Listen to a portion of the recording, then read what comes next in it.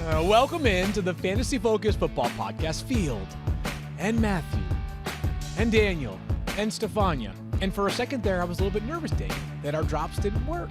For those that are watching live on the interwebs somewhere, they may have seen me hesitate. And I was a little bit worried that maybe you pulled some sort of hijinks on me. Matthew? No, I did in fact show up ready. I think because we had Lisa or Matt Harrington on our ear, we didn't hear the start of the song, but I did in fact hit the button. Wow. Gotcha. Well done by like you. No other. Daniel Throwing Dopp, people under the throwing bus. people under the bus. Yep. Like one of the first rules of TV, isn't it? Yeah. Never throw you a have producer do you have under a the bus. sound effect for What that? the heck?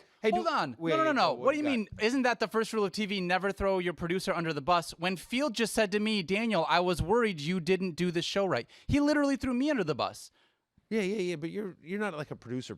You're like Daniel. You're like a whatever. You're like a grandpa in that sweater of yours. That's like, right. You know what I mean? That's like, right. It's like literally Lisa, his grandfather's, right? Lisa's Right. a legit director. Yes. Matt Harrington is a legit TV producer. Yeah. You're a guy that pushes buttons on something that we're not even sure goes out to anyone. That's accurate. Hopefully it doesn't. Right. Yeah. I mean, right. Exactly. I mean, like, honestly, if you're doing your job correctly in terms of presenting the best possible show to our listeners, this never gets published. Never happens. Absolutely. So, I mean, the fact is, honestly, I don't know. It seemed weird to me that you would I was curious if you had if you could look through your drops and just see if you had like a bus sound effect. Just a vroom. Ooh. Is that like, or actually, no, I take it back. It's not a vroom. It's a vroom. Boop. It's a screeching Vroom, halt, boop. right? Like it's like there's bumps. Oh. It's going over Lisa and Matt Harrington because That's fairly Secret graphic. Squirrel like Jeez. kind of threw them under. Okay, yes. It's like kind of a couple of speed bumps there. He did throw them under the bus just a little bit, but we digress because we have major God. news here. And I'm not talking about stuff like that's happening around the NFL. More important news, Daniel. Perhaps the most important news of the fantasy football season so far. Yeah. Last night, the incomparably talented, I mean, she is just on a track to stardom, Dylan Schefter, the lovely daughter of Adam Schefter, did a great favor to all of those who play in the War Room League, and she conducted the draft lottery. Draft lottery, of course, we do not go by the reverse of last year's standings. Every year we redraft the order, and it's done by picking names out of a hat. In this case, we had a Zoom involved. And number one overall is Louis Riddick. Not number one overall is Matthew Berry. Yep. What pick did you draw out of 16, Matthew? So it's 16 teams. What? And for the second year in a row, I am pick 16. It's tough to be I mean, you, I have huh? a lot of issues. I have a lot of questions. So Okay. I think we will agree to this. Hold on. Dylan Schefter, Adam's daughter, is wise beyond her years. If you've seen any of her interviews that she's done with head hilarious coaches, and very she talented. is. You can't believe this girl is 11. You know what I mean? Like she is a very bright young woman. And so I have to believe the fix was in. I believe I think there was some sort of, I think my ballots got, the name had, it was cold or something. Frozen like lottery that. card? Frozen lottery. Patrick Ewing 2.0? Yeah, exactly. 100%. I'm throwing that conspiracy theory out. Wow, Yeah. that is that's audacious. It's a questionable move. She's 11. Listen, that's what they claim, but you see her on air. You talk to her. She's a Danny Almonte of sports media.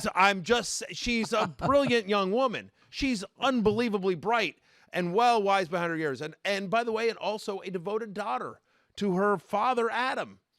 I don't know, did Adam suggest this? Did Seth Markman, our intrepid commissioner, suggest this? Don't you think it's a little questionable to have the daughter of somebody in the league pulling it? I'm just No, wondering. I thought it was I'm highly asking. entertaining. Yeah, and to be honest with you, I think it's amazing that you have the 16th pick. I hope you go 0-12 during the regular season this year. It's unbelievable, Field. Yeah. Get this. I just want to be clear about this, okay? Where's the bitter berry? Oh, do we have a bitter berry? Can I? Not this year. We do. It's behind COVID you. stuff. It's- See, I it's probably- actually up at the top. It's in your football helmet. It kind of looks like you, He's sort got of. one to his left, doesn't he? Yeah. Your other left. So, we this don't is the grab 11th bitter berries year- anymore. This is the 11th year of the War Room League draft. 16 teams. 11th year. Tell me more. In 11 years, I've never had a top 3 pick. Yep.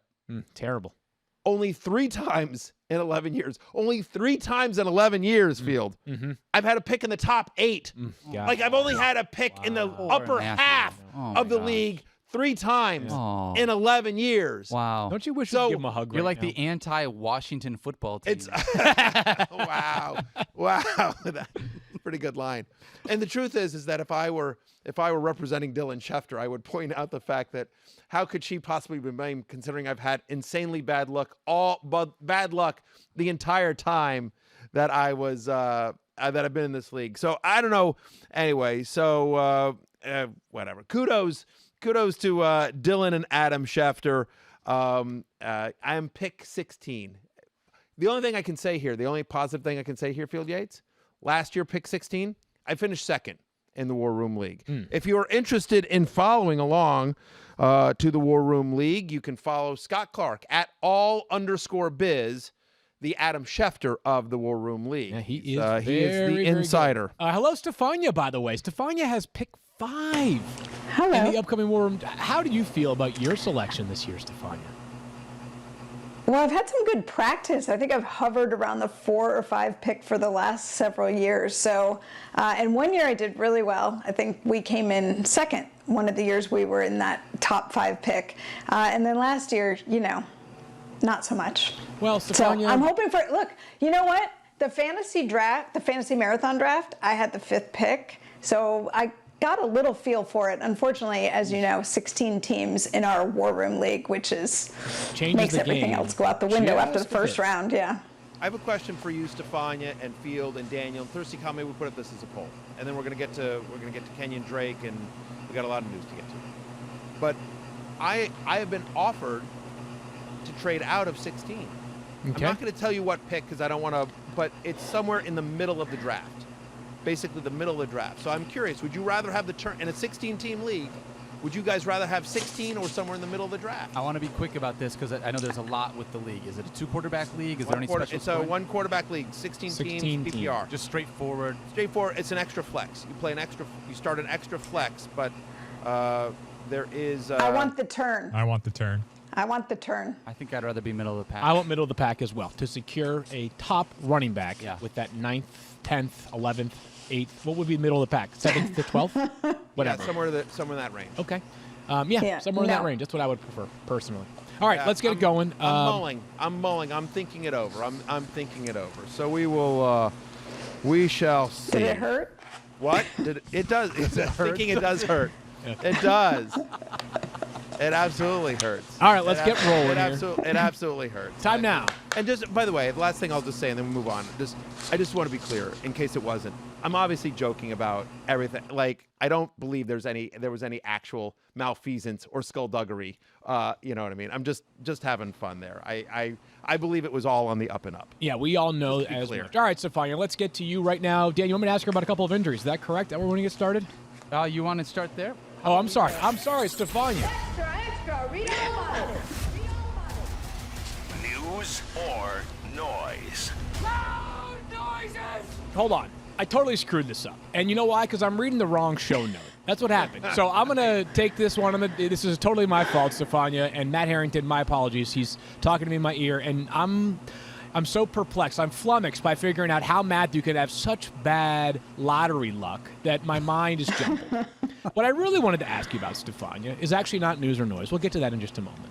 But yesterday, you were part of a group of reporters that was on a conference call with the league, and they gave some very interesting and important updates on COVID testing and COVID protocols. What did you learn during that call, and what might it mean for fantasy football this year? I think there are 2 main things that we learned on the call that I wanted to bring to our audience here. And the first was an update on testing. The league's been doing some fairly regular updates, and I think we've got a graphic of some of the numbers that they released for tests in the last 9 days, August 12th through the 20th, that last grouping of tests. Over 58,000 tests were administered to players and personnel. Of those over 58,000, more than 23,000 tests were of players.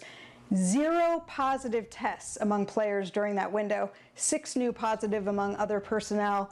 What it tells us is basically that the efforts to protect against the virus in training camp have been largely successful. And I'm told that coaches around the league are very happy because there was a day off, the first day off in camp, in that window, and no positive tests returned. So they plan to stay vigilant, but that's good news. The other bit was related to the events of last weekend. Chief Medical Officer Dr. Alan Sills said they noticed an unusual spike in positive positive COVID-19 tests over the weekend. And when you hear that there were actually 0 positive tests in that last window, you can understand why when they saw 77 positive tests over the weekend, they knew there was a potential problem. Now, without getting into all the details, they've done an analysis with the lab bioreference they partner with, and it appears that there was a contamination at one of the lab processing sites pre-analysis of the samples that was responsible for these false positives. So obviously steps being taken to try and ensure that that does not happen again, because it obviously threw off schedules for teams. They had to go into automatic isolation and contact tracing because they have to treat those as presumed positive even while they're working through to see if the test is correct or not. What I will say is they thought the silver lining was that they actually got to go through those steps of contact tracing and isolating, and they found it worked very, very well. So looking forward, they hope to not have another scenario like that, but it was a good exercise for them. Stephania, wonderful information and some encouraging results, I would say, on the whole for the NFL. We'll be back with you in just a few moments. So I wanted to pass along one other note that does pertain to leagues on ESPN. As of now, or as of, I guess, immediately, you can, or ESPN has built in an extra IR spot for a player and for any injury. But if you are placed on the reserve COVID list, you are eligible to be placed on IR. So something to keep in mind if these tests, and we hope they don't flare up, but if they do wind up flaring up, you have a bit more built-in roster flexibility. And a reminder, you can customize your league to your desire on ESPN.com. To that point, what you're talking about with the added IR spot is just for the standard league. Like if you just sign up and you don't do anything to your league, if you play in a public league, that's what that is. But if you and your buddies are getting together, or you and your coworkers, your family, whatever, and you're creating a league, you can have 5 IR spots if you want. You can have 10. You can customize the league to whatever it is you want, whatever rules and settings you want. And so you can have as many IR spots as you want. I would encourage you to have a couple. And just for people to understand that, yes, if a player is placed on the COVID-19 list, they are eligible for the IR spot. So I think that's important to note. I'm not going to replay the drop because I screwed up asking for it the first time. I'm just going to tell you that we are now starting with news or noise. And as I mentioned at the top of the show, Louis Riddick has the first overall pick in the War Room League draft. Chiefs GM. Second time in 3 years. That's right. And he's only been in the league for 3 years. Yeah. Chiefs GM Brett Veach mentioned recently, or said recently, of Clyde Edwards-Helaire. He's on pace to have a big year. And why is that pertinent? Because a couple of weeks ago, Louis Riddick took to Twitter and said, if you have the number 1 pick in your fantasy football draft this year, you should be taking Clyde Edwards-Helaire, the Chiefs' first-round pick. And so we'll see whether Lewis ends up sort of putting his money where his mouth is, right? And I bet he does. Interesting. So, and we don't have to belabor this, but quickly, like, is that even if Clyde, so how does that pick justified in your opinion? Like, do you think it gets justified? Does it have to be justified by Clyde Edwards-Helaire resulting as the number 1 player in fantasy football, or is there a process aspect to it that you could sort of wrap your mind around and say, like, yeah, I can build a case for it? Yeah, I can build a case for it. Here's the case for, and it's not one that I agree with, but the case that I would build for Clyde Edwards-Helaire is this. Number 1 is that Lou believes in the player's talent. Lou believes in the system and Andy Reid. Obviously, he worked with Andy Reid in Philadelphia, so he understands firsthand just how talented he is. And the argument is that you think he's going to be something special, that he is going to be Brian Westbrook, who from 2014, who I think was from the 4 years that he was with Andy Reid. He was 2004, 2008. He was the second best running back in fantasy. Yep. Then the other thing is that Christian McCaffrey suffers some regression, that offense is completely new, obviously, and that they don't use him nearly the same way, that they get some other people involved. There's some argument about Curtis Samuel. So that's the argument for Clyde Edwards-Helaire.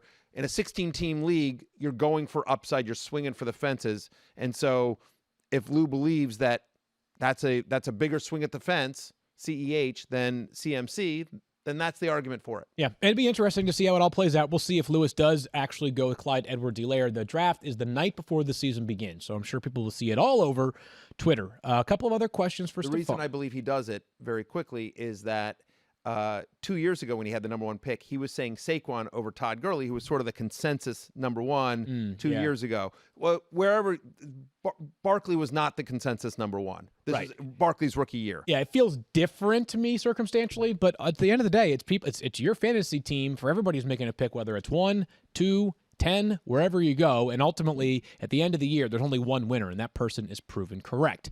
Stephania, a couple more injury updates with you, and we talked about this yesterday, but Lamar Jackson did practice yesterday, so news or noise that he is back on the practice field, and this seems to be a thing of the past?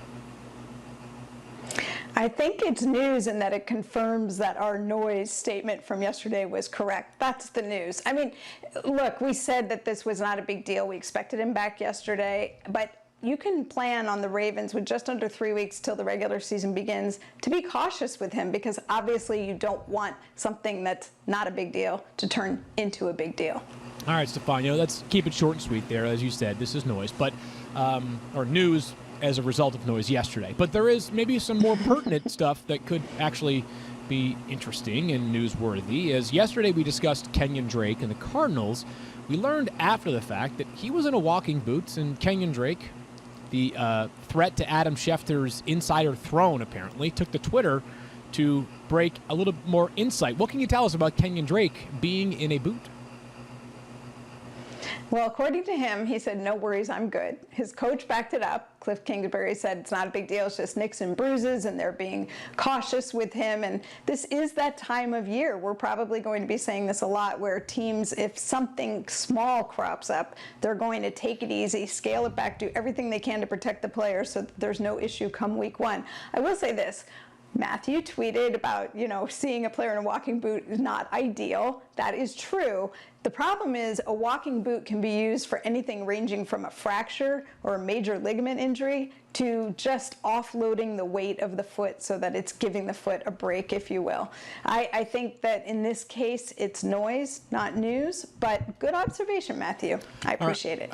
Not a entirely a clean bell health right there from Stephania. So, Matthew, I think it's news. What do you think?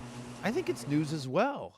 Anytime a running back is in a boot, I think that is news. Now, he's saying it's not a big deal. I think he tweeted out, "Hey, I was in a walking boot at this time last year." And I think he did like laughing emoji or something like that. And then, and obviously you hear Stephania, you hear Cliff Kingsbury also say like they don't think it's a big deal. So okay, fine, it's not a big deal, but it's some sort of deal. It's not a nothing deal. I'm with you. I mean, like if he's 100% fine, why is he in a walking boot? I know. Yeah. I continue to say what I say yesterday. This news obviously came out yesterday after we published our podcast, which was all about the Arizona Cardinals. Chase Edmonds remains a somebody that you should target in the later rounds of your draft. I think tremendous upside on Chase Edmonds, whether it's insurance for Kenyon Drake or just if you don't have Kenyon Drake and you want to take a flyer, because I don't want to speak for you, Field, but I feel confident in that you and I both agree that were Chase Edmonds the starting running back of the Arizona Cardinals, we'd be very high on him in fantasy. Yeah, I think he'd be like a top 18 or 20 running back if he were him as the go-to guy in that backfield. Shout out Fordham, the Rams. That's where he used to play his college football. All right, one more here, Matthew, and we'll be back to Stephania in just a moment. Quick, Cam Newton getting the bulk of work at Patriots practice on Monday. News or noise? I think it's noise only because he's going to be the starter. He's going to be the starter. Yeah, I think this might have been news like 2 weeks ago, but right, yeah. Cam Newton's going to be the starting quarterback of the New England Patriots. You heard it here first. If just it happens, please credit Matthew Berry as a result of that fact. Absolutely. All right, we're coming back for Double Trouble in just a second, but Daniel has something to say, I believe. Yeah, just really quickly before we get into talking about our favorite advertisers.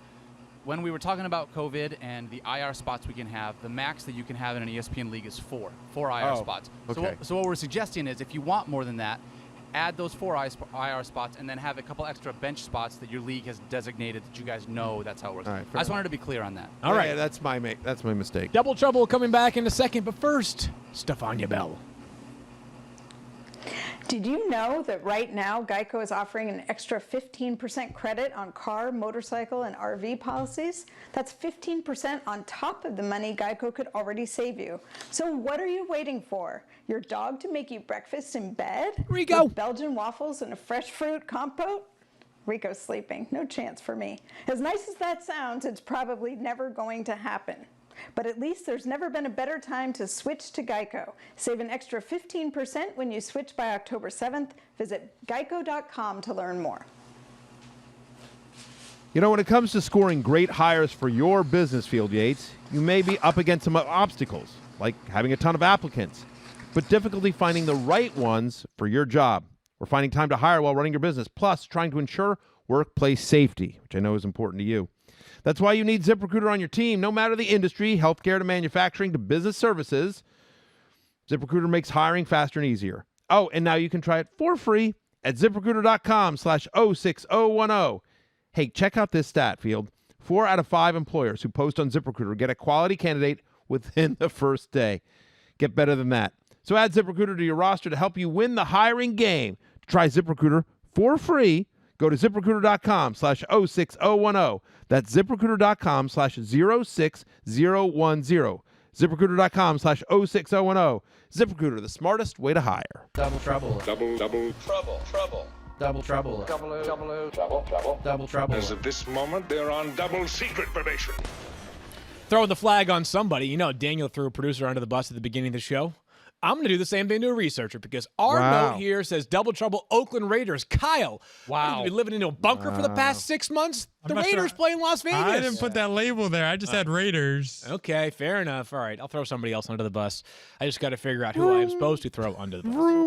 All right, let's begin with the Las Vegas Raiders. And by the way, Vroom makes it sound like apparently this bus is going really fast. Really it's like fast. the bus from Speed. Yes. Like it's just like Speed. classic. What a good movie. Great movie. I haven't thought Great about Speed flick. in a minute, man. No, yeah. that was the movie that made Sandra Bullock a star. Yeah, that's right. I agree on that. Good take. And Keanu Reeves was. Keanu Reeves. Yeah. By the way, Bill and Ted Face the Music. Bill and Ted 3 coming out soon. Very excited about that. Nice. I can't wait for movies. Bill to and come Ted back is one of out my in favorite general, right? movies of all time. All right, let's talk about the Las original. Vegas Raiders, who now play their home games at Allegiant Stadium, which looks amazing.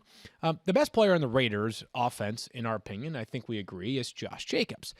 Matthew, you have him at RB 10 or 9, excuse me, and you have him higher than anybody else at ESPN. I've got him at RB 15, and Daniel has him at RB 14. So, Right. There's a bit of a rankings disparity. I know that's only 6 spots, but that can be a big difference up at this point of the board. Let me start here and just lay out my case for why I'm a little bit lower and a little bit closer to consensus and why I think you are, and then I'll let you have the floor here. Josh Jacobs is amazing. Guy's super talented, right? I mean, he had a very compelling case to be the rookie of the year on offense last season. Ended up being Kyler Murray. Had a ton of carries, right? I mean, he averaged over 20 touches per game, over 100 yards from scrimmage per game. He also suffered a nasty, severe, major shoulder injury that he played through, and he showed incredible toughness to do that. But I don't know if this was simply charged by that or if it was because of other reasons. This offseason, the Raiders, and I know that these guys are not Saquon Barkley's, but they signed Devontae Booker, a once useful player for the Broncos and a very good pass catcher. They signed Theo Riddick. They drafted also a very good pass catcher in his formative years. They drafted Lynn Bowden Jr. out of Kentucky, a utility player who's going to be really fun to watch, and they are working him extensively at running back right now. They paid Jalen Richard $7.5 million on an extension this offseason. Now, I don't know, I would classify those as 4 major investments. I would consider those 2 reasonable investments and then 2 flyers. But I'm just wondering, Matthew, if maybe this team is planning to not utilize Josh Jacobs quite as heavily as they did last year, simply because they saw what the rigors of a full season can do to any player. This is also a team that last year, not only did it have Josh Jacobs suffer that major shoulder injury, but Jonathan Abrams, they had 3 first-round picks last year. One of their 3 first-round picks, Abram, he suffered a major injury after 1 game and missed the entire season. I wonder if some of this is philosophical. They're saying to themselves, like, these guys can be stars, but we got to manage them a little bit. Are you not buying that? So let me get this straight. Your concern on Josh Jacobs is Jalen Richard, the ghost of Theo Riddick, Devontae Booker, who couldn't make the Broncos when they didn't have a running back, and Lynn Bowden Jr., who's a nice player, but they're going to use as a gadget guy. They're going to use him at wide receiver. They're going to use him in Wildcat. They're going to do a bunch of different cool things with Lynn Bowden Jr. Yeah. Like what? Right. Listen, all those, whatever. Richard's a nice little pass catcher, and I think there's a $7.5 million. Yeah, it's more than Josh Jacobs makes. Jalen Richard was on the roster last year as well. And that was a year in which Josh Jacobs was running back 15. And so what you're saying is that there's absolutely no improvement in Josh Jacobs from year 1 to year 2. You have him at 15. He was running back 15 last year. I think the entire offense is better. I think Josh Jacobs is better. I think he will be used in the passing game more. Now, there's been rumors of like, he's going to catch 60 balls. I don't believe that. But he caught 20 receptions last year in 13 games. Could he get to 40 this year? I do think he can. Okay. I absolutely think he can. So that's what it comes down to. And listen, your point's well taken in the sense that like Richard, Booker, Riddick, Bowden to an extent, all pass-catching running backs. So if you're like, okay, this is the guy that gets it between the tackles, and then they're going to use different guys on third down, so maybe they don't use him as much in the passing game as well. But this is a guy who was top 10 among running backs in touches and scrimmage yards per game. He had 6 different games last year with over 20 carries last season. Only Chris Carson had more such games. Since 2014, the only rookie with more such games was Ezekiel Elliott in 2016. The fact is that this kid had a massive workload, came through it great, and John Gruden, he's been public about this, John Gruden is angry that Josh Jacobs did not win Offensive Rookie of the Year last year. Yeah. And so I believe they're like, watch us. Believe way too much of this stuff. Tom Brady's he's going to hog a couple extra touchdowns at the goal line. Yeah. Yeah, the Raiders are going to use. Oh my God, Field. This is a very real conversation. Come on. You don't actually buy this stuff. I tell you what I do buy. I buy that football players, like everyone else, are human beings, are 100% human beings, and human beings are driven by emotion. And I will tell you absolutely that they care about stuff like that. Because I know why. You know why, Field? Why? And I would be shocked if you say this doesn't happen to you. I get texts and emails, and like when I'm at parties, like whatever, Super Bowl parties or whatever, I run into NFL players, they'll sit there and say like, oh, you had me as a bust. Oh, you had me as a sleeper. Oh, this and like, and if they're paying attention to dumb me, no. Ayo! No, that's absolutely. Hey, listen, that's not me name dropping. That's not me being, I'm going to say, no, that's not about me trying to brag or anything like that or flex. I'm just wondering if you. No, that is me saying football. My opinion would be, why do you care? You should not one NFL player should pay attention to anything I stupidly say, but they do. And so if they pay attention to dumb me, I assure you they pay attention to Offensive Rookie of the Year. I assure you they pay attention to dumb stuff like that. I'm just wondering if you legitimately they absolutely pay attention to, Tom Brady's washed up. 100% they do. Just one thing I want to say, though, is that, like, you really believe, and this is what you're saying, so you're believing this, that, like, sidelines, middle of the game, competitive atmosphere, John Gruden's sitting there thinking to himself, like, I know that Josh Jacobs is a little bit, he's tired after 7 straight runs, but let's make sure we get him another touchdown right here. Like, you really believe that? Like, Sean McVay is as fantasy-friendly as a coach as there is, and he was putting Malcolm Brown in all the time last year. I don't know. I just think fundamentally Do I believe that specific example? No, I do not. I do not think that John Gruden is worried about awards when it comes to that. But do I think that when they are game planning, when they are planning out their entire offense, when they're sitting there on Wednesday putting in what they want to do I think John Gruden says, hey, like, I want Josh Jacobs in there in our jumbo package. I want Josh Jacobs in at the goal line. I want Josh Jacobs here and here and here. Yeah, I do think that. Okay. I think he's also, by the way, I think he's their best offensive player. And so John Gruden, who wants to win football games for the Raiders in their first year in Las Vegas, even though they're not going to be playing in front of any fans. Yeah, right. I think he is going to get a massive, massive workload. I do not have the same concerns about the competition that you do. So I am in on Josh Jacobs as a top 10 running back this year. Yeah. All right, so I'll just say that, just to put a bow on it, it's not that the players are so daunting that around him. It's just the idea that, again, the guy broke his shoulder last year. I think running back 15, which is not an insult to Josh Jacobs. It's where he was. He played through his broken shoulder. Correct, and that's the thing, is that maybe they don't want to have him play through a broken shoulder again this year. Let's bring in Stephania then for a second. That's a fluke injury. That's not something like that didn't happen because of usage. A broken shoulder can happen on the first play from scrimmage. It's not because he had however many carries he had, right, Stephania? Do you think Josh Jacobs is an injury concern? I think the way he plays, it's kind of like we talk about Cam Newton, and the way he plays, he is potentially at risk. Look, this was an injury. I agree with you that it was a fluke. It could happen at any time. It was a fluke injury, but it definitely got made worse by him continuing to aggravate it as he played. It's the nature of the position, too. Wonderful, wonderful insight from you. We got to get to the wide receivers, Stephania. That's what I heard. Stephania, before we discuss the Raiders wide receivers we might be most interested in, how about an injury update on Tyrell Williams? Yeah, injured in practice last week. Vic Teffer of The Athletic reporting that he's going to try and play through a torn labrum in his shoulder after taking the next couple of weeks off to rehab it. So just a refresher, a labrum is the cartilage ring in your shoulder, and it actually helps improve shoulder stability. You need the labrum intact to have maximum stability in your shoulder. The issue for him will be if he tries to play through a torn labrum. Number one, can he get full range of motion to get his arm up overhead to be able to catch those passes that are placed, especially up in that like overhead and back behind you position. Number two, diving on an outstretched arm can really aggravate this type of injury. And number three, contact. So these are all three things that he will have to engage in on a regular basis at the position.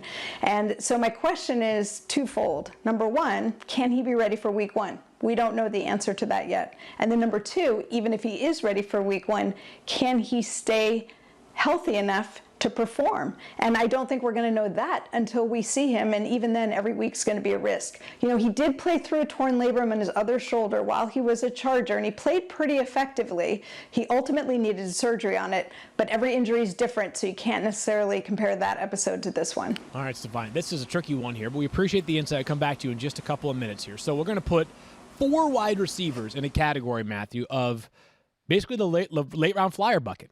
We have, as we just mentioned, Tyrell Williams, who's Stephania, we'll see if he actually plays, but at least there's a chance. Henry Ruggs, the third, their 12th overall pick, their first pick this year in the draft, fastest player at the Combine this year. You guys all know his credentials. Hunter Renfrow out of Clemson last year, who finished with nearly 50 catches in just 13 games. And then also Bryan Edwards, their third-round pick this year out of South Carolina. A reminder, the depth was so great this year in this year's draft that the 80th overall pick this year might be like the 40th overall pick in a lot of other years. Yeah, and the buzz there's been a lot of Bryan Edwards hype and buzz out of Raiders camp. So any of these players that I don't think you're swinging on I don't think you're swinging on multiple Raiders late in your draft. Correct. But if you are making a selection of a Raiders pass catcher, not named Darren Waller, who is it late in the draft? Or do you have a clear hierarchy within that group of 4? I don't. I mean, I think there's interesting things with all of them. So I'll take Henry Ruggs off the top, right? Okay. But here's what I mean by that. He's going much, much earlier than any of the other guys. And I don't, he made my hate list this year. He's the highest ranked Raiders wide receiver that I have. But he made my hate list because of where he's going in overall drafts. He's going ahead of Sterling Shepard, ahead of Brandon Cooks, ahead of Deontay Johnson. He's ahead of a lot of guys that I like much more than Henry Ruggs that have had proven success in the NFL. Again, this is an offense, remember, that was 28th in pass percentage. They were 21st in pass attempts per game. That was, bottom half of the league in red zone pass percentage as well. It's, again, one of the reasons why I like Josh Jacobs. I believe, once again, they will be run heavy. They will certainly favor the run more than the pass this year. And so how much volume is there really to go around in this passing offense? Do I think Ruggs will have some big plays? I do. I suppose, and listen, I like Ruggs if he were to drop. Sure. I kind of think Hunter Renfrow's interesting. Finished the season strong. Had a couple of really nice games there at the end, especially for PPR leagues. Kind of a nice little slot receiver there. And by the way, but Bryan Edwards wouldn't surprise me if he came out and blew the roof off the doors. And Lynn Bowden Jr. also, by the way, is really interesting. I don't know if we're qualifying him as a wide receiver, running back on our game. Yep. So, you know what I mean? I didn't give you an answer there. The fact is that they're all worthy of late round flyers, but there's not one that I'm sitting there going boy, I really, the way I'm really like Paris Campbell. You know what I mean? Gotcha. They're just sort of okay. If I'm in a deeper league draft, in our 16 league War Room league draft where I have pick 16, I'm probably going to have a lot of Raiders. I'm probably, it's going to be all right, who's left? I got Hunter Renfrow, Devontae Booker. Oh, I'll be there in the 10th. I'll be there in the 3rd round. I mean, field talk up Devontae Booker. Maybe I should take him because that's who will be left. Let's be honest though, right? You have your 3rd pick comes before my 3rd pick in this draft. You're miscalculating how this all works. Maybe I know you might be your first time playing fantasy. You're going to snag Booker in the second. Yeah. If I had to make a pick on one of these guys, I would just go with Henry Ruggs and just game changer potential more so than any of the other players. And I understand the camp reports haven't been down, but I think there's been more buzz about Bryan Edwards so far in camp. But I'm just going to trust the guy that last year basically for an Alabama offense that had 2 players drafted in the first round at wide receiver, has more coming down the pike, was the most dynamic out of all of those players. Here's my question, though. I don't disagree with you. Again, Ruggs is my highest-ranked Raiders wide receiver. I understand but the ADP. You prefer Ruggs at his ADP than any of these other guys who are free in drafts. Much later is what I'm saying. I agree with you that he's being overdrafted. That's my whole point. To the outlook, but still, we both have Ruggs highest. Yep. Okay. Let's talk about Darren Waller. Wall the baller, your best call of last year. Finished last season as tight end 6, nearly 14 points per game. The limiting factor for him was just 3 receiving touchdowns last year for Darren Waller. His ADP right now, Matthew, is 6th amongst tight ends and 6th round in general. It's not the discrepancy we have between him and his tight end ADP. You have him at 5, I have him at 6, Daniel has him at 5. But is that too much of a premium in the 6th round to be paying on Darren Waller for a guy that has, it would seem, much more competition for targets this year because of all those wide receivers we just discussed?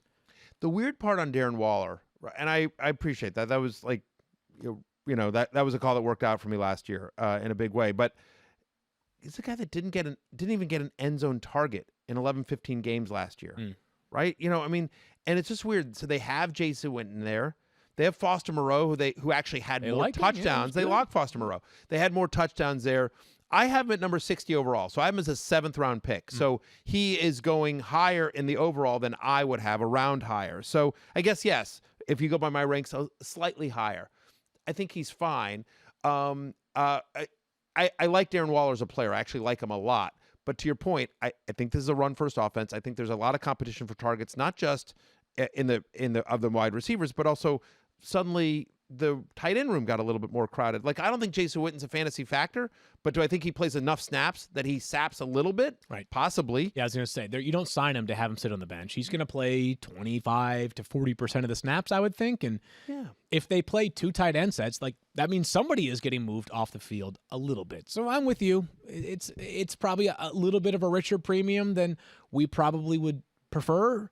But I also think that, like, philosophically, he's not going to be a player that's going to bring you negative value, right? So, like, you're still going to get a tight end you can rely upon most weeks. So maybe we're a little bit less optimistic than his overall ADP, but not by much. Yeah, you hope there's a little bit more positive touchdown regression, or you hope that they look for him in the end zone. I mean, it's not like they looked for him in the end zone a lot and then he just got unlucky. They just didn't look for him for whatever reason down there. They used him as a decoy a lot more.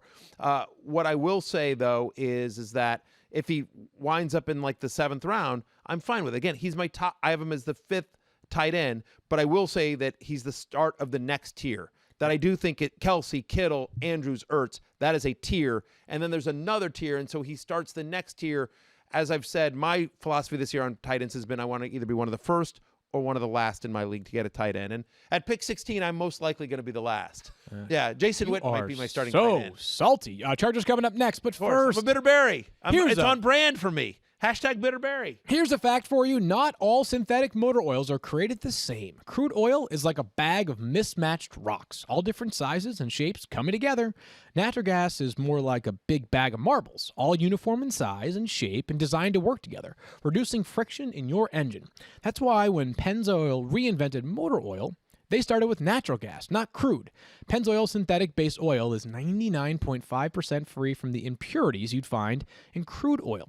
So the next time you need to change your oil, remember to ask for Pennzoil synthetic motor oil made from natural gas.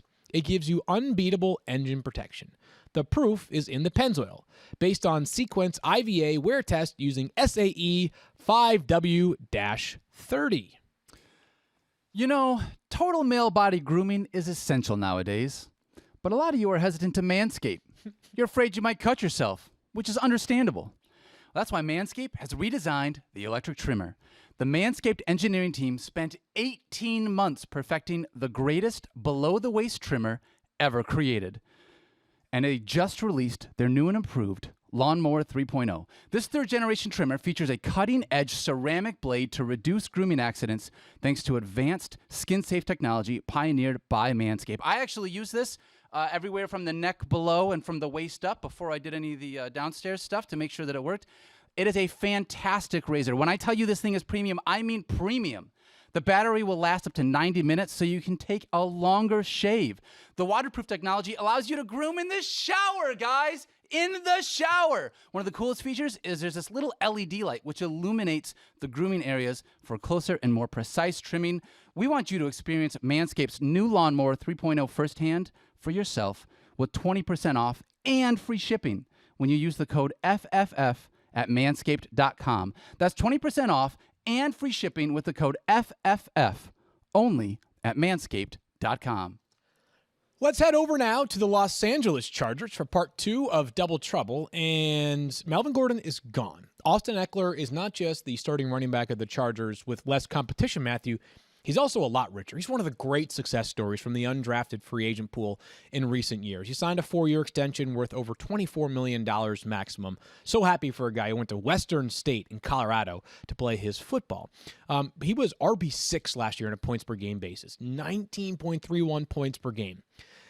And yet sometimes, maybe it's because he doesn't have the traditional sort of body frame of a workhorse running back. Maybe because it was his first time doing it. Maybe because his carries were low relative to other workhorses last year. Do you have any concern, though, about Austin Ekeler repeating his 2019 performance and bringing you RB1 return? Here's my concern. Okay. People that are drafting him late are morons. That's my concern. Oh, okay. That's my concern is like, what are you doing? I do not understand. I don't understand how he is going as late as he is. I don't understand the fantasy community that has suddenly bailed on Austin Ekeler. Are people bailing on him? Like his overall ADP is like early 3rd round. Yeah, that's crazy. I mean, wait, what? Like, so we're all in on Miles Sanders, who has a 5-game sample size of being a stud, right? People are all over Kenyon Drake, who has an 8-game sample size of being a stud last year. And yet Austin Ekeler, in the 4 games without Melvin Gordon, was the 2nd best running back in fantasy. He was 4 points less than Christian McCaffrey in that span. Okay, fine, but hang on, no. And then Melvin Gordon shows back up, and then from the time that Melvin Gordon was there, he was the 5th best running back in fantasy. So I don't know what you think about Justin Jackson or Joshua Kelly, but I assure you they're not as good as Melvin Gordon at this stage of their NFL careers. And by the way, Austin Ekeler, do we all agree that Austin Ekeler is probably going to get more touches this year? He has led all running backs in fantasy points per touch, minimum 100 carries. This is a guy who is insanely efficient. He actually, if you've ever read any interviews with Austin Ekeler, he talks about that. He talks about how he's deep into the fantasy community. He's deep into it. He understands the efficiency. He loves it. And I know people are worried about, Phillip Rivers to Tyrod Taylor. Like, what? Like, I get it. I know that there's a connection there, and Rivers likes to dump the ball off, and Tyrod holds the ball a little bit too long. But I assure you, to your point, they paid this man. Their head coach, Anthony Lynn, former NFL running back Anthony Lynn, is not all of a sudden going to go, you know what I need on this team? Less Austin Ekeler. Like they showed last year, they're not scared to throw. They're not scared to run him between the tackles. They're not scared to use him on the goal line. This is a guy that's going to be a running back that is, especially on a team that honestly doesn't have a ton of weapons and that have, some questionable depth behind him. Ekeler is going to have a ton of work in a better offense than you think. In PPR scoring, how is this guy going so low field?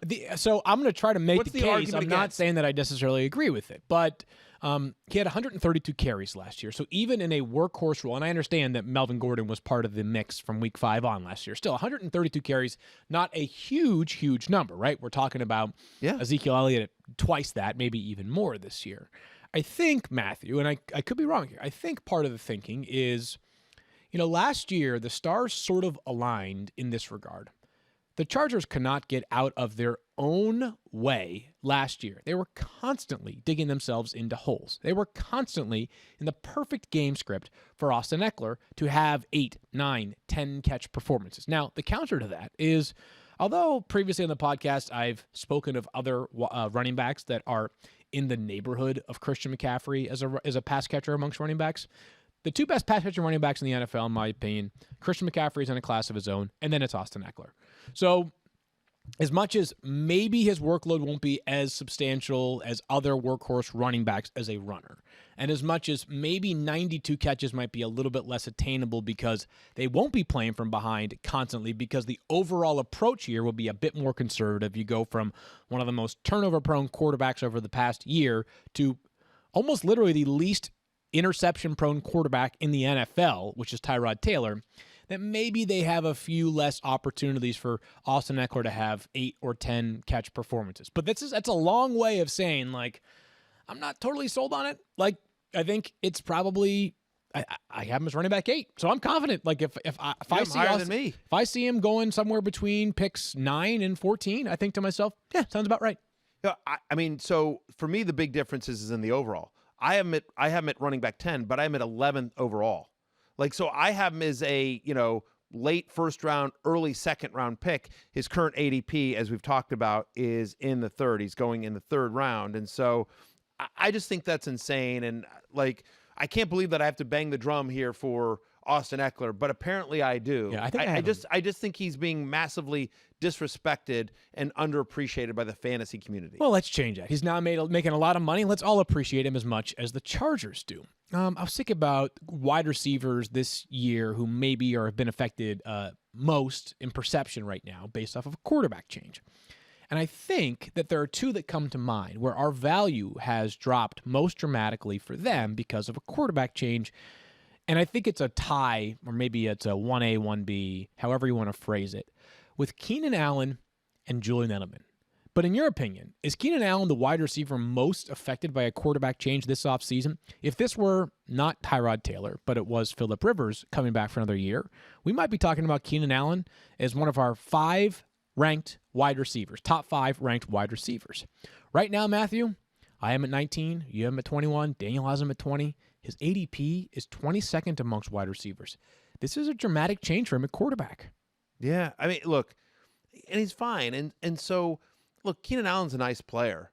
Oh, he's outstanding as a player. Yeah, but he's like, we expect a more conservative offense with Tyrod Taylor under center, and we don't know how long he is the starting quarterback. Do they turn to Justin Herbert at some point, right? Is that good for his value, though? I don't know. Okay. We don't know what it'll be like as a pro. I would think it is. I would think that his I would probably prefer if Justin Herbert won the job tomorrow. I would be more bullish on Keenan Allen right away. Fair enough. Certainly has that potential here. I don't know.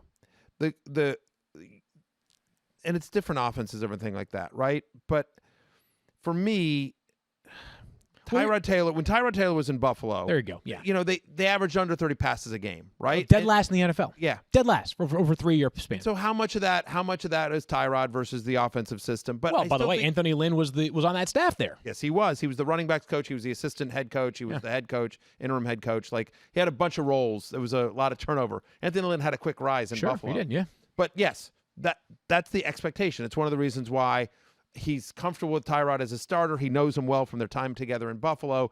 And when they were in Buffalo, they were averaging under 30 passes a game. Yeah. And so if you sit there and you say, well, Hunter Henry, currently healthy, we'll get to Stephania and Mike Williams, but you've also got Keenan Allen. We expect Austin Ekeler to have a big role out of the backfield. Just how much volume is there for Keenan Allen? Yeah. Again, we think he's a very good player there. I have him at wide receiver 21. You have him at 19. We're both higher than the consensus. He's going at 22. But you and I feel more comfortable with him as a wide receiver 2 than as a wide receiver 1. Yeah, and I want to make it clear. Which is what he has been previously in his career. Not that you disagree with this. I want to make it clear. Like, I don't think he's a good player. I think he's an elite player. Like, one of the best wide receivers in football. It's just he's playing with a different offense than he has played for many years. And you mentioned Hunter Henry being a factor, Austin Ekeler being a factor. Potentially Mike Williams could be a factor as well, Stephania. But for a guy that has dealt with some serious injuries early in his career, he's now dealing with another one. What do you know on Mike Williams? Field, if we were doing this in the news or noise segment, I would be telling you this is significant news, the nature of the injury that Mike Williams has. Now, the Los Angeles Times reported that he made a diving catch in practice on Sunday, and the shoulder pads were removed because they were playing during a period where there was supposed to be less intensity, but that meant he dove unprotected on that shoulder. The report from NFL Network saying his collarbone's intact leads you to then suspect that he has an AC sprain, which happens when you dive and land on the point of your shoulder, and the ligaments there get damaged. The question is it a minor sprain, which potentially could happen back in a couple of weeks, or is it something more severe that could take multiple weeks to come back from. Right now, they're calling him week to week, which is never as good as day to day, obviously. But I think it hints at the idea that he is going to miss some time and potentially not be available for the start of the season. Much like we were talking about with Tyrell Williams, this kind of injury can limit your range of motion, keep you from being able to get your hand overhead, make it tough to dive and land on that shoulder, and to some degree make it tough to take contact. So all of those things are things to watch. The team hasn't commented on his injury specifically, but there's definitely some concern in Los Angeles. All right, Stephania, thank you for that. Unfortunately, talking about Mike Williams with an injury light again. I'll say I was sort of excited because one thing Tyrod Taylor does really well as a thrower is push the football down the field. He's got this sort of nice arcing ability to throw these bucket throws. But for now, I can't imagine anything more than a late-round flyer on Mike Williams. But Hunter Henry might be a different conversation. He's healthy. He's tight end 8 last year, Matthew. Had a pretty solid season in the 12 games. Remember, he had that one big injury, but he returned and played really well for them. Got the franchise tag. You're a little bit less optimistic than I am on Hunter Henry. And is the argument against Hunter Henry basically what we applied to Keenan Allen, low volume? Or is it maybe reflective that you have other tight ends you just believe in more this year? Because I actually think in terms of talent, I am at 7, and I think that's about where he is, like one of the 7 or so best tight ends in football. I'm at 12. Yeah. He made the hate list for me this year. So why so down? So a couple of reasons why. So first off, in games in which he doesn't score a touchdown, he averages under 7 fantasy points per game. So he is very touchdown dependent. Okay? He's never played all 16 games in an NFL season. So he's injury prone. He's touchdown dependent. And we expect this to be a low-volume offense. So all those things make me very concerned, especially in terms of where he's going. And if you consider him, let's say he's the number 2 pass catcher in this offense, right? Okay, so we all agree Keenan Allen is number 1. Let's pretend he's the number 2. I mean, even if we do that, Austin Ekeler is definitely the number 2 in this offense, right? We would right, assume. exactly. But number 1. Let's play along. This is for argument. Yep. Yeah, this is for argument's sake. Yep. Pass catcher number 2 on a game-to-game basis when Tyrod Taylor was in Buffalo. Forget who it was, right? Like, got 9.4 fantasy points per game on under 5 targets. So regardless of who the number 2 pass catcher is, we looked at every game that Tyrod Taylor was a starter, and the number 2 pass catcher for Taylor in Buffalo averaged 9.4 fantasy points per game, had under 5 targets a game. Last year, that would have been tight end 12. And that assumes, again, to your point, Daniel, that we're not even talking about Austin Ekeler, because I think there's an argument to be made that Austin Ekeler is easily the number 2 pass catcher on this offense. Yeah.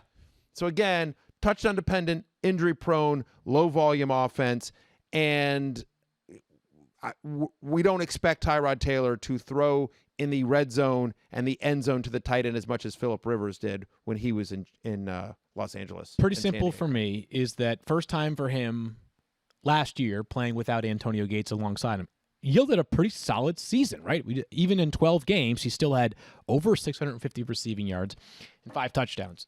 You say he's touchdown dependent. I say he's a touchdown maker, and I think there is a lot of relevance we can carry from Tyrod Taylor in Buffalo. I also will concede that I believe the pass-catching group much superior here than he was playing with in Buffalo. So that's why I'm more of a believer in Hunter Henry. It's just weird to me to say we're going to knock Keenan Allen, who we both agree is a great player. Sure, yeah. We're going to knock Keenan Allen because of Tyrod Taylor, but we're not worried about it with Hunter Henry. I didn't say that I'm not worried about it. I just said that, again, this is also tight end. We're like, the option's thin quickly. A wide receiver, we've got an embarrassment of riches. Like, for me, if I'm bypassing Keenan Allen, it might be because I'm landing Cooper Kupp or Robert Woods. Like, for tight ends, like, I think there's a case that, just the depth is just not nearly the same. So there's a different opportunity cost bypassing Keenan Allen than there would be someone like Hunter Henry, who I think in talent alone is one of the 6 or 7 best tight ends in the NFL. We will agree to disagree. Well, we'll see how the season plays out. We will see how the season plays out, Field Yates. Board bet? That's You guys exactly wanna what we'll do. You want to split the difference? Let's do a board bet. You want to do a board bet on this? I say Hunter Henry is a top 10 tight end this year. You have it 7. Well, it's 7. Well, okay, so how do we usually do board bets? Do we split the difference? Is that what we normally do? If it's 10, it's a push. If it's anything above 10, Matthew would win. Anything below 10, Field would win. If you did it the that other way around. Yes. I have the outside opposite my of that. top 10. The opposite Fine. of that. It's fine. Seems like you're, but Tends all to right, push. because you were just waxing poetic about it, but fine. That's fine. What I say, what would we normally do? We would normally split the difference, right? Yeah. yeah, normally. Right. But So I mean, you want to change but the you rules? just sent a I just thought you might be more confident because you just had a love letter to It's Hunter like Henry. when you're playing a You just- game of you just pickup made a hoops with your love brother letter. in the backyard. Like- It's That's like exactly what it is. playing to 11, I'm and then I go up 11-4. No, we're playing to 21. Yes. I thought we said 11. Yeah, no, 21. I And say Hunter Henry is not a top 10 fantasy tight end this year. I say Hunter Henry is a top 9 fantasy tight end this year. Yeah, Put it on the board. Put it on the board. All right, let's have a couple of social. Do we have time for a social Yeah, we got a couple question? social Okay. questions here. This one comes from PC Hollenbeck. Wants XFL superstar Donald Parham, by the way, backing up Hunter Henry for those of you in deep tight end leagues. What do you got? Okay, so PC Hollenbeck wants to know, what has been your biggest tiebreaker amongst players this year? Is it team familiarity? Is it injury history? Is it position scarcity? How is it in this different season that you are looking at tiebreakers? I'm going to let Matthew answer this one because I know he's been harping on team familiarity a lot this preseason. That's what it is. For me, it's team familiarity. It's like being in the same system. And then, once you get there, it's like you want an offense that you expect to score a lot of points, whether it's because they have a bad defense, because it's a high-flying offense. So, yeah, you know what I mean? So I'm going for team familiarity and veterans and people that have done it for longer sample sizes. Okay, this one comes from Mark. When is Matthew going to release his fantasy ride or die for this season? That's a great question. When am I going to do that? When don't am I gonna know. do that? We should do that. Well, usually we do it on the fantasy show on ESPN Plus. I have to do that. I mean, and then I'm sure you'll get, if anyone that has here's what you should do is you should download the free Fantasy Life app. 100% free, where the alerts absolutely crush. I'm sure you'll get an alert before anyone else about who my fantasy ride or die is. But yeah, you know what? I need to do that. I'm gonna go to the lab. I'm gonna start cooking up some numbers. It was gonna be. I will say this. It was going to be Clyde Edwards-Helaire, but then when Damian Williams opted out, I thought that was too obvious. Yeah, I agree. I think So that's but that's who it was going usually to be. it comes to. It just sort of we're Right, well, talking about a player. It was going to and be you're the like, draft. I mean, I'm doing it. Daniel knows because we were talking about this on the show when we were going to do a post NFL draft show. Do I announce that CEH is my ride or die? And they were like, no, let's hold off on it. Like we literally had that whole discussion, and then Damian Williams ruined everything. All right. By caring about his health and safety and his family. Was that your? I don't know. Kidding. That's my Twitter troll voice. Oh, I thought that was an impression of the great impersonator Joey Molinaro. Oh, I love Joey. No, He it's is not. hilarious. Joey, yes. Follow him on Twitter. That was his impression of Andrew Luck's impression. All right, he's Daniel. great. Joey's he's great. hilarious. Fan Geico of trivia question of the day heading to Kyle. You guys talked about Darren Waller, so we got some Waller the Baller trivia. He became the second tight end ever drafted in the 6th round or later, undrafted counts, to record a 90-catch season. I need the name of the other one. And before you complain, I'll give you a hint. He turned 36 years old earlier this month. I'm 33 for those that are wondering. All right, Stephania. He doesn't look much like Field Yates. Okay, no more hints. Hold on. All right. We're going to give everybody... Stephania, I'm going to come to you in 1 second. Matthew, I believe, is scribbling down his answer, and we are going to go with Stephania first. What say you?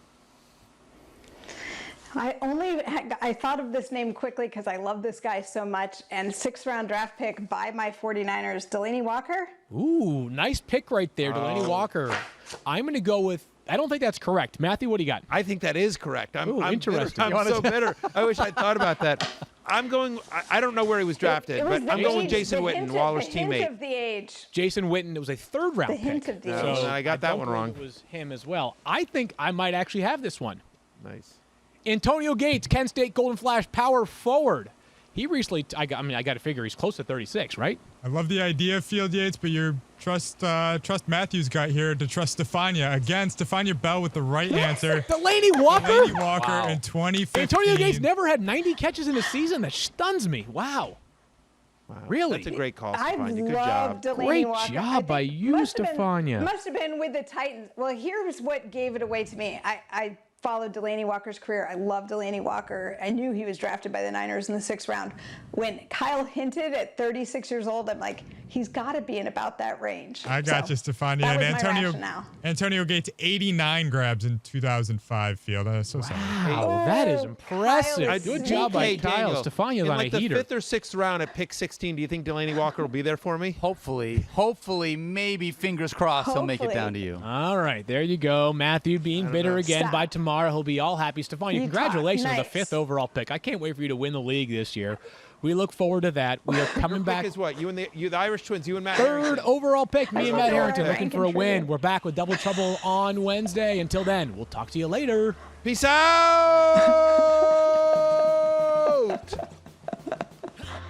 You're in 06010. Never gonna hustle, in case you didn't know.